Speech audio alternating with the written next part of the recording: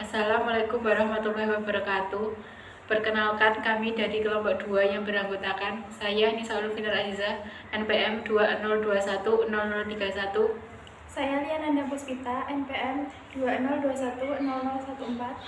Saya Merisa Palestri, NPM 20210028. Kami akan mempresentasikan bab 3 tentang sumber-sumber kebenaran berupa ilmu, filsafat, agama, dan bagaimana peran agama bagi manusia. 1. Kebenaran ilmu. Pengertian ilmu secara etimologi berarti pengetahuan. Kata ilmu berasal dari bahasa Arab yaitu alima ya'mul. Sinonim yang paling akurat dalam bahasa Yunani adalah episteme.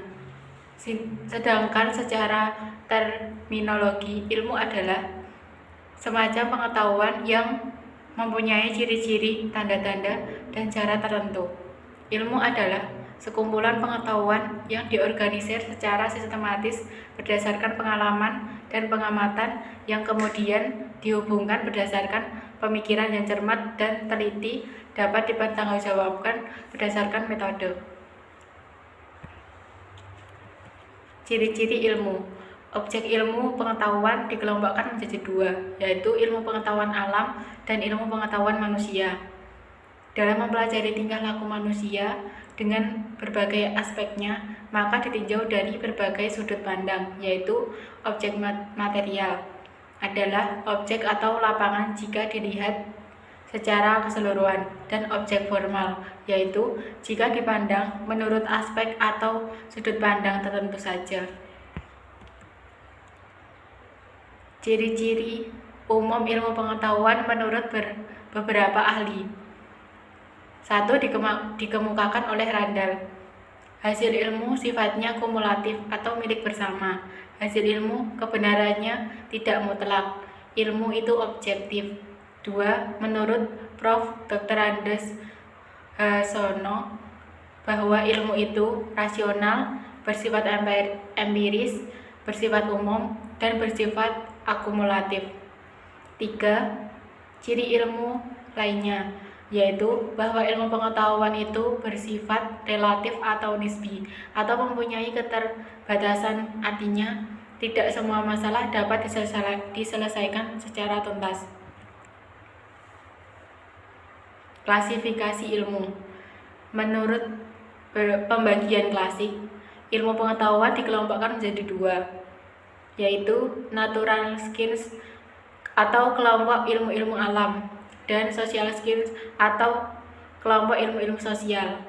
2. Menurut Undang-Undang Pokok Pendidikan Tinggi tentang Perguruan Tinggi Nomor 22 Tahun 1961, ilmu pengetahuan diklasifikasikan menjadi 3. A. Ilmu pengetahuan agama atau ilmu agama dan ilmu Jawa. B. Ilmu pengetahuan kebudayaan, yaitu ilmu sastra, sejarah, pendidikan, dan filsafat. C. Ilmu pendidikan sosial, yaitu ilmu hukum, ekonomi, pertanian, farmasi, dan sebagainya. 3. Para ilmu Muslim seperti mengklasifikasikan ilmu pengetahuan menjadi dua, ilmu tanziliyah, yaitu ulumul Quran, ulumul hadis, usul fiqh, tarikhul anbiya, dan sebagainya. B. Ilmu kauniyah, yaitu ilmu kemanusiaan, ilmu sosial, dan sebagainya. Sumber kebenaran ilmu. Salah satu ciri ilmu pengetahuan dalam mencari kebenaran adalah dengan menggunakan rasio. Ilmu tidak akan berkembang tanpa adanya akal. Maka dengan adanya pemikiran dan ilmu pengetahuan, manusia dapat membentuk dan merubah alam menjadi kebudayaan, serta dapat menciptakan sarana penghidupan yang lebih tinggi di dunia. Allah selalu menyerukan kepada manusia untuk selalu berdoa agar ilmunya kian bertambah. Ilmu pengetahuan hanya sebatas alat dalam rangka mengelola sumber dan dalam rangka pengembangan daya pikir manusia. Ilmu pada hakikatnya sebagai jembatan untuk mencapai kesejahteraan hidup di dunia dan keridhaan Allah Subhanahu wa taala di akhirat. Kewajiban menuntut ilmu. Kewajiban menuntut ilmu ada dua macam. Satu, fardu ain, yaitu kewajiban menuntut ilmu yang terkait dengan individu muslim tentang pokok-pokok ajaran agama yang termasuk dalam rukun Islam. Dua, fardu kifayah, yaitu kewajiban manusia menuntut ilmu yang keberadaannya terkait dengan kepentingan masyarakat muslim dan masyarakat umum.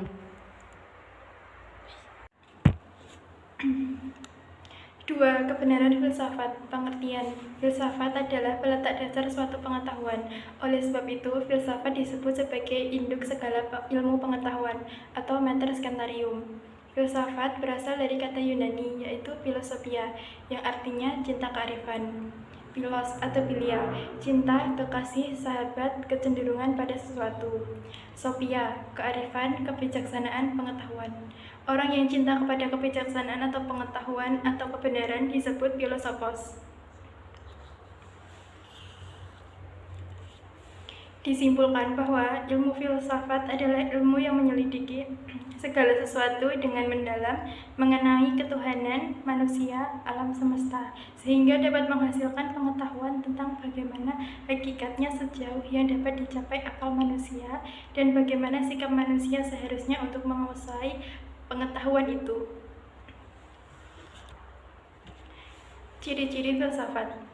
Filsafat terjadi pada saat seseorang mempertanyakan atau mengkaji sesuatu masalah secara sistematis, radikal, dan universal.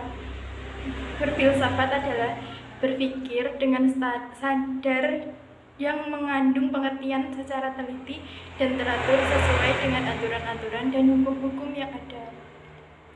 Seseorang disebut berfilsafat atau bijaksana apabila 1. Mempunyai pengertian yang mendalam mengenai arti dan nilai.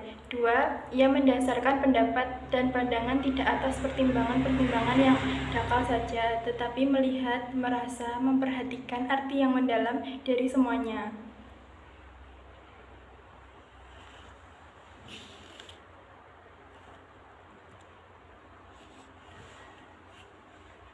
Objek mencapung filsafat.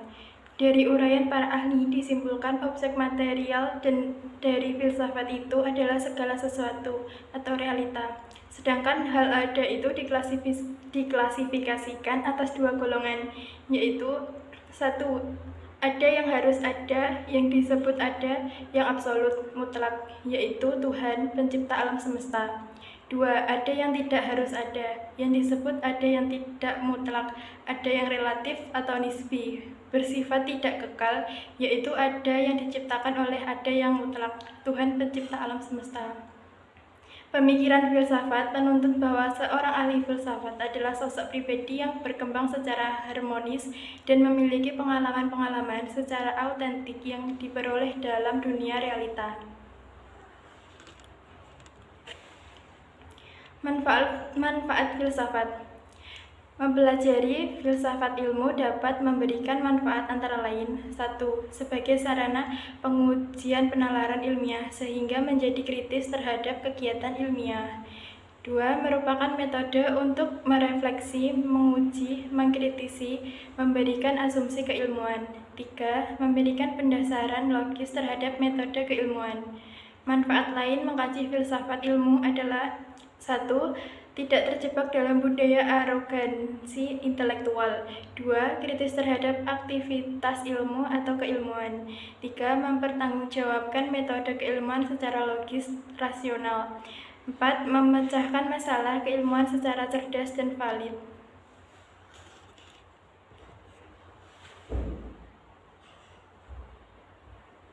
Kebenaran agama.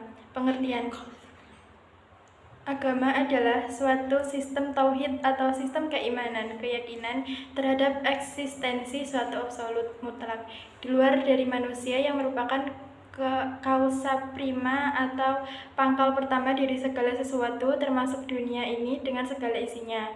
Dalam KBBI, agama atau umum, manusia mengakui dalam agama adanya yang suci. Manusia itu insyaf bahwa ada sesuatu kekurangan yang memungkinkan dan melebihi segala yang ada. Kekuasaan inilah yang dianggap sebagai khalik asal segala yang ada. Selain kata agama, dikenal pula kata din.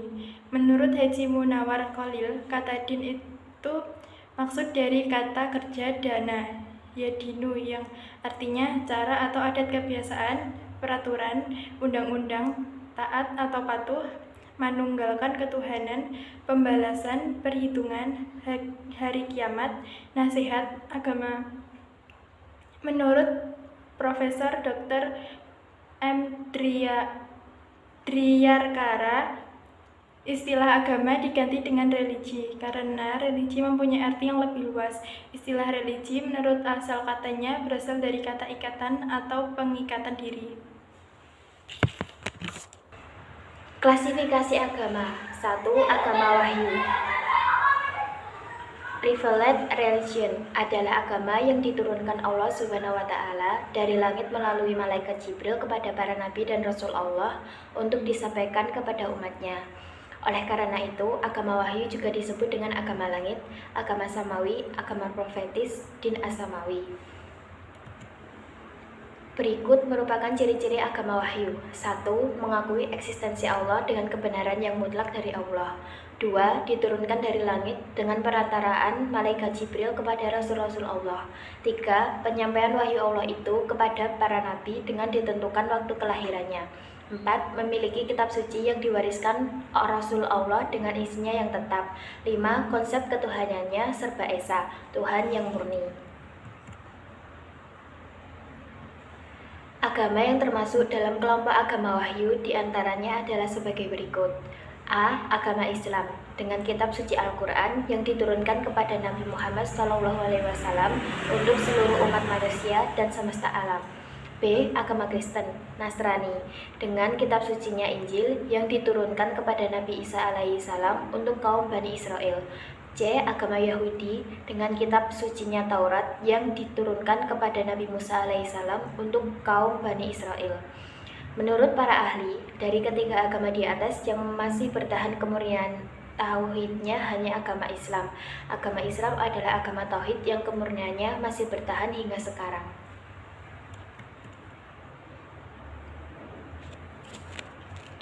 2. Agama non-wahyu, non-revealed religion adalah agama yang lahir berdasarkan pemikiran atau kebudayaan manusia.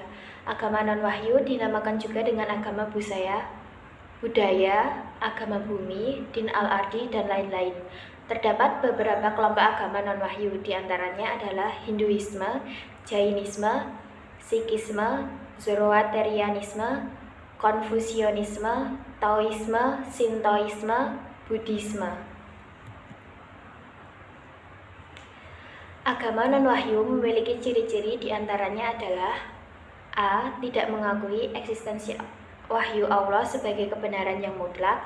B. Tidak diturunkan dari langit, berarti tidak mengenal malaikat. C. Tidak disampaikan oleh Rasul. D. Tidak memiliki kitab suci yang diwariskan oleh Nabi. E. Konsep ketuhanannya bukan serba esa Tuhan. F. Kebenaran prinsip ajaran agama tidak bertahan terhadap kritik akal manusia. G. Terjadi perubahan mental dan sosial dari masyarakat penganutnya. 4. Peran agama bagi manusia. Pertama, peran agama dalam kehidupan individu.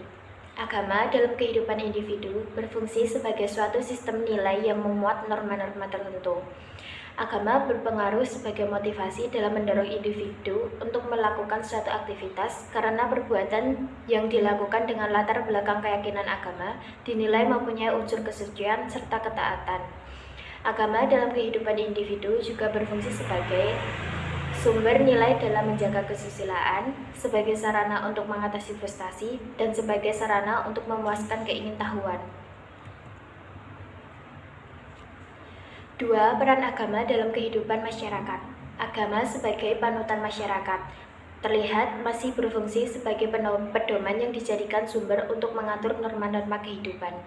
Dalam prakteknya, fungsi agama dalam masyarakat antara lain A. Fungsi edukatif, B. Fungsi penyelamat, C. Sebagai pendamaian, D. Sebagai sosial kontrol, E. Sebagai pemupuk rasa solidaritas, F. Fungsi transformatif, G. Fungsi kreatif, dan H. Fungsi sublimatif. 3. Peran agama dalam pembangunan. Profesor Dr. Mukti Ali mengemukakan bahwa peranan agama dalam pembangunan adalah 1. Sebagai atas pembangunan. Maksudnya adalah bahwa agama yang menjadi anutan seseorang atau masyarakat jika diyakini dan dihayati secara mendalam mampu memberikan suatu tatanan nilai moral dalam sikap. Yang kedua, sebagai motivasi. Melalui motivasi, keagamaan seseorang terdorong untuk berkorban baik dalam bentuk materi maupun tenaga atau pemikiran.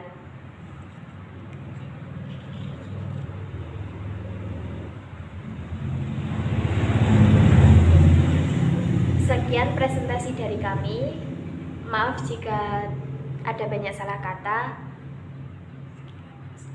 Terima kasih atas perhatiannya. Wassalamualaikum warahmatullahi wabarakatuh.